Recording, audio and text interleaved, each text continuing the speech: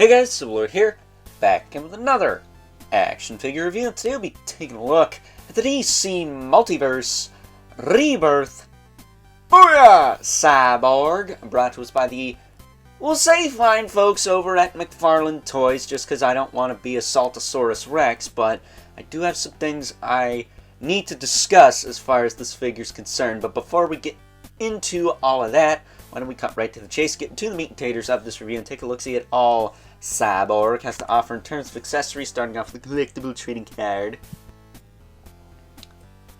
With bio on the back. Long story short, Cyborg, aka Victor Stone, I believe merged with a mother box, father box, something to do with Apocalypse and Darkseid and all that jargon, and became Cyborg. He was able to take control of the thing that was trying to control him, and of course he joined the Teen Titans and later the Justice League, though I don't think that was a thing until New 52. That said, if you're a fan of the Young Justice series like me, he did make an appearance in that as well. Same voice actor as the Teen Titans animated series as well, so that was fun. That said, his only real accessory is his quote-unquote Booyah Cannon, which that is what it's called apparently. And for those of you who are newcomers to the DC Multiverse line, you might not recognize this accessory, but those of you who've been in it since the very beginning, like yours truly, or have tuned into Flashback Fridays, a segment I used to do on the channel quite frequently, but kind of put the kibosh on that over the past year just so I could play catch up on newer stuff. Might recognize this as the accessory that comes with the Justice League Unlimited, you know, the Bruce Timm animated style, John Stewart Green Lantern. So that's kind of, I don't think this is what his Booyah Cannon looked like in the comics. Is there one on the card? Does it look like the one on the card? I don't think so. I mean, it's fine. It's a arm cannon, I guess, but I would have rather they shelled out for a new mold.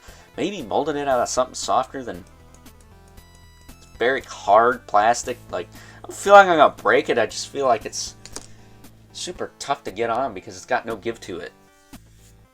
That said, taking a closer look at Cyborg here. He does come with a hockey puck display stand we're used to seeing with all McFarlane Toys releases, as you do. And speaking of a lot of give, I have to point out the elephant in the room.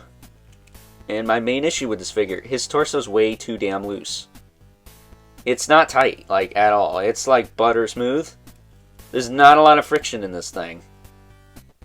And I actually ordered this guy off Amazon and got a replacement. Let's see if I can reach the other one.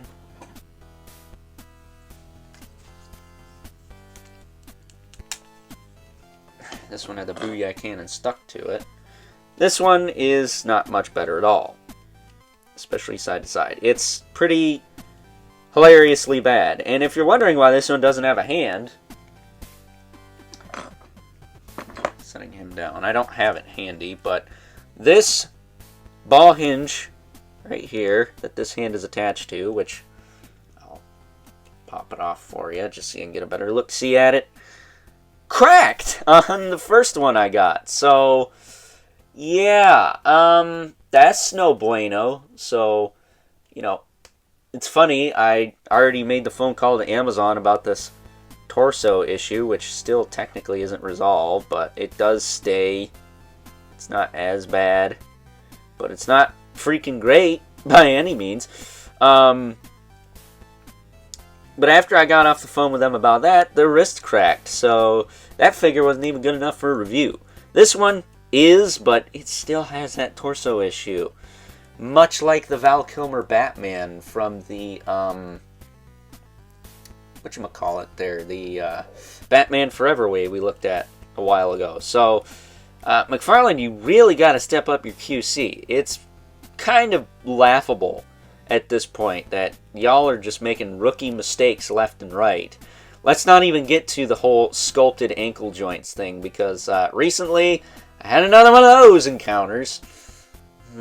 But as far as Cyborg's aesthetics go, I really dig it. It's reuse a murder machine, which I think is fine, and I'm surprised we didn't get this figure sooner in like a 2-pack with that murder machine figure or something, because they were doing that for a while. We never got Wonder Woman with the Merciless, and we never got Aquaman with the Drowned either, but it is what it is. I think we only ever got Devastator and Superman, Red Death and Flash, and Green Lantern and Dawnbreaker. I don't think we ever got anyone else. Trying to think. There was a Batman Who Laughs set, but he came with the Crows. He didn't come with Batman or anything. But at any rate, I like the aesthetic. I think the body works. I will say, I did have to bend the knees to get him to stand. If I didn't do that, he'd be falling all over. But I like this figure aesthetically. I think it's fine. But as far as articulation goes, his head will rotate. Look up and down a little bit. Tilt a little bit. Upper torso's new. That's not loose. It's just the midsection that's kind of loose. He, of course, has that diaphragm joint. It'll crunch that far back, that far forward, tilt side to side. It doesn't even get much range, so why it's loose, I have no idea. Shoulders pop out to the side, about that far. He's got that beautiful butterfly we're used to seeing. He'll rotate forward and back. He's got a bicep swivel. Biceps were stuck on this guy. I thought I was going to break them, but I did have the other one as a spare, just in case. Those ones were fine, out of package. Double elbow, that works fine. He's got the ball hinge wrist. Which for some reason, it keeps getting stuck. There. But he's got the ball hinge wrist. That works fine. Can rotate. Rotate. And the hands can pop off, so you can put the Booyah cannon on. Although, if you leave this hand on, you can kind of get it on there with that. Waist twist is fine. I didn't have to heat that up. And he does have some tilt back and forth. Some lean side to side with that. I put his arms out here. His legs can kick out pretty well. Back down, they will rotate forward and back. He's got a thigh cut. A little bit. Not too shabby. Straightening the leg out, you can get about that much out of the bend. Not too bad there. Again, I always leave it popped one notch on the top. One on the bottom, just so he can stand up. Because it is a little tricky. And then he does have ball hinge ankles that will rotate, hinge, and pivot. With toe joints that are kind of whatever. Because the thing is with this figure, it's just the torso that's loose. So I'm assuming that's how it is. It's not a good torso. I could try to heat that up. I already tried it with the other one. Didn't really work. So I'm not sure if that's even worth my time. But that is Cyborg in a nutshell. Cool looking, but it's more than just looks with this guy, as in me, because I like my figures to stand and I like them to not be loose. And unfortunately, he's a little tricky to stand and he's a little loose in that torso. Loose joints should be a thing of the past, people. They should not be a problem in this day and age. We've come so far, and I think some people are just too lenient. I think that's the problem. Some people are just too lenient, or they're afraid to get their hands dirty and turn a freaking hairdryer on, which in that case, grow up here, you pussy. So, yeah, I like this figure. He's going with my Teen Titans faux show. I was never a fan of him with the Justice League. I think it's cool and everything, but it just seems wrong. But, yeah, definitely has some issues and some shortcomings, and I think McFarlane needs to be held accountable for those things. So, with that being said, it is time now that we move right along and take a look at some size comparisons. First up, here is good old Booyah Cyborg, alongside the previous members of the Teen Titans we've received throughout the calendar year 2024. We have the Collector Edition Connor Kent Superboy, who also is good for a Young Justice display, if that's what you're looking for. Side note, Cyborg and Superboy were on the same team at one point in that series, so you could make that work.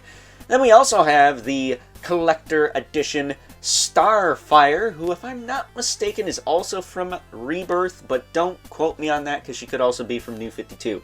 Either way, she has pretty much remained consistent throughout the comics over the years, so I don't think that's too big of a deal, because not for nothing, but I have to be honest in saying that the Teen Titans is probably the most consistent team we've received throughout the life of the McFarlane Toys DC Multiverse line, and that's not exactly something we're used to when it comes to this company. It's usually a hodgepodge of different iterations, but I feel like the Titans are the most consistent, especially if you get the Gold Label Beast Boy and Beast Boy Collectabuild Wave. I think those mesh up pretty good with both Cyborg and Starfire here to give you a complete mainstream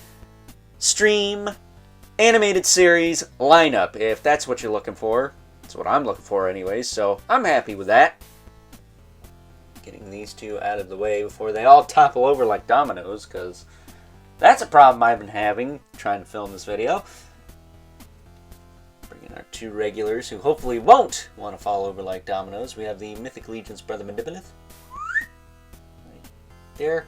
And the infamous 11 Spawn, who, despite his efforts, Cyborg's actually taller than good old Al Simmons here. I'm kind of surprised by that, but if I'm being honest, being a cyborg, after all, I mean, that is his name, right?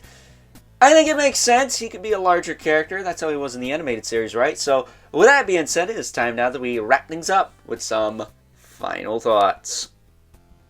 Overall, and to sum it up, good old Cyborg here is the prime example of what I despise about fine folks over at McFarlane Toys in this day and age. Between the quality control issues, to the poor distribution, to the just lack of care put into the figure. I mean, really?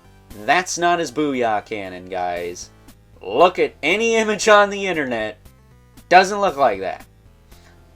That said, I wanted a Cyborg for my Teen Titans. I wanted a Cyborg for my Young Justice display. And at the end of the day, I technically got one. I just wish it was a lot better.